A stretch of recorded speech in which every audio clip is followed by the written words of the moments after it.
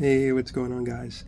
I just wanted to talk briefly. I have a few moments. I'm on a layover in between flights, and we should be touching these subjects consistently. Every day, we should be looking at the subjects and saying, okay, how many of the subjects did I get done? Did I get the subjects off the list done? How far am I in the PHAC? Just pushing, pushing, pushing. So you should see a little more coordination. You guys should be talking about the subjects that you get done, and every day should be a lot more coordination together. And every day you guys should be having sessions. If a license is really what you guys are looking to do, we're a little bit behind. We have to pick up the pace, honestly. So decision making in a dynamic environment, automatic decision making, stress management, and stressors. Let's try to hit it real quick. Decision making in a dynamic environment. When you look at the chapter, it doesn't really give you very much. It just talks about the 5 P's, 3 P's, decide model, basically tools. And what it's saying is that in a dynamic environment, you need to use those tools efficiently. But what I'm going to add to that is the nature of that environment. Like, for instance, when I first started flying, I realized you're not just always smooth. You're getting bumped around sometimes. Sometimes you can't, it's hard for you to focus. There's a lot of stuff moving. You have dials moving. You have different things that you're trying to manage at the same time. You have radio calls going in at the same time. You have the instructor. And then also if you're listening to the radio, but you're also listening to ATIS at the same time. So it is very dynamic. There's temperature, there's air, there's heat. There's a lot of things to deal with all at the same time. There's smells. Sometimes the smell of fuel got me sick, honestly. And so when you're dealing with all of that at the same time, it can be challenging. And what I say to all of that is know thyself. You have to know your routine, what you need to do to put yourself in a better position to be able to perform. So in terms of operating in a dynamic environment, you have to learn the environment, know what the things are that could possibly be an obstacle for you, and prepare for them in advance. To give you an example, I knew I used to get motion sickness from getting bumped around in that dynamic environment with all of those convective currents rising up in the hot air in the summers in South Florida. And so I drink a little tea hour before, made sure I ate just a little bit before, so that by the time I got to the plane, my body was in a position to where I wouldn't have as much negative reactions to that particular environment. I made sure I had my frequencies written down ahead of time. I did a lot of stuff just to make it more relaxing and to be able to deal with that environment. And I practice cheer fly, cheer fly, cheer fly. That will help you out a lot. All right, so I'm flying along, cleared for the approach.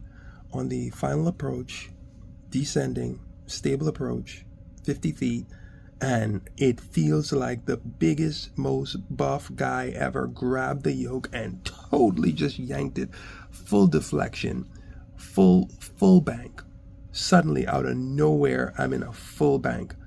And then I automatically just counteracted. It was just a wind shear. What do?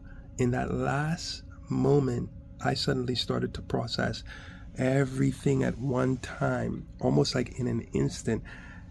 It's almost like things slowed down for a second, and I started to analyze the whole situation. Either I'm going around or I'm going to land. Where am I? How far am I as far as the distance on the runway based on the markings? I looked, I saw I had a lot. I had a lot left to allow me to be able to land. If I were to go around, then would I encounter it again? Would it be bad on the way out? It's the second to the last flight of the day.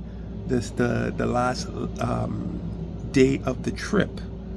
And what else? I thought, would I be able to get in?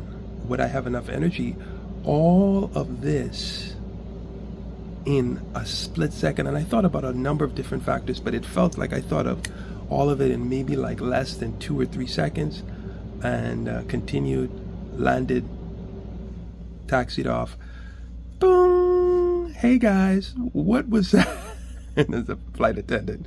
So automatic decision making, I think that was some of what happened, because although I did think of a lot of different things, I really narrowed it down to just a few options in a very, very short space of time. True story.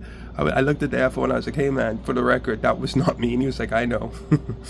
So yeah, automatic decision making, you don't necessarily have time to really, really stop and slow down in those situations, which are very rare, to analyze all the different options. I really thought of all of those options in a second, and I reflected on it and I went, wow, that was really like a second, and I analyzed the whole thing and came up to a conclusion. And it was, again, looking at the amount of distance that was left and analyzing that was something that was familiar to me. So familiarity and experience factored into that decision, and that's kind of in tune with what the chapter says on the subject.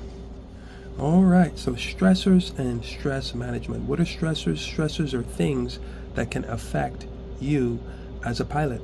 But what are they? Let's think internal and external. Internal, body, physiological stressors. Internal, mind, psychological stressors. External, environment stressors. Those are the three types of stressors, pretty much. And as far as stress management, you think about two different types of stress. You think about acute stress and chronic stress. They cover it in chapter 17, aeromedical factors. But pretty much, to make a long story short, if you have chronic stress, you need to go seek help. If you have acute stress, you need to get rest and deal with certain situations in a way to make it better. And that's what we're talking about, stress management. How do you manage stress? And again, I say, know thyself. I don't remember the Latin, but I'll probably put it on the screen after. But you have to know yourself. You have to know when you're stressed. What are the signs that show that you're stressed? Because if you can't identify that you're stressed, what's the likelihood that you're going to manage it properly? And so being prepared in advance, time management is one of the things quoted in the book. Being prepared in that if you have your cockpit set up in a way to where you have what you need, and you're prepared ahead of time, and you're managing your tasks so that some of the minor tasks you get done ahead of time, it's going to be less stressful, delegating, and a lot of times taking a breath, slowing down, and finding your captain's pace, even if you're an FO. When I say captain's pace, 9 times out of 10, you don't have to move at a pace that's breakneck. A lot of times you can move at a pace to where the results or that reaction won't be as stressful. And then just in terms of taking better care of yourself, getting the right rest, getting the right sleep, of course, exercise, eating habits, lifestyle would relate or translate to you being able to cope with situations better. And that's a few tidbits on stress management. Study buddies, let's go!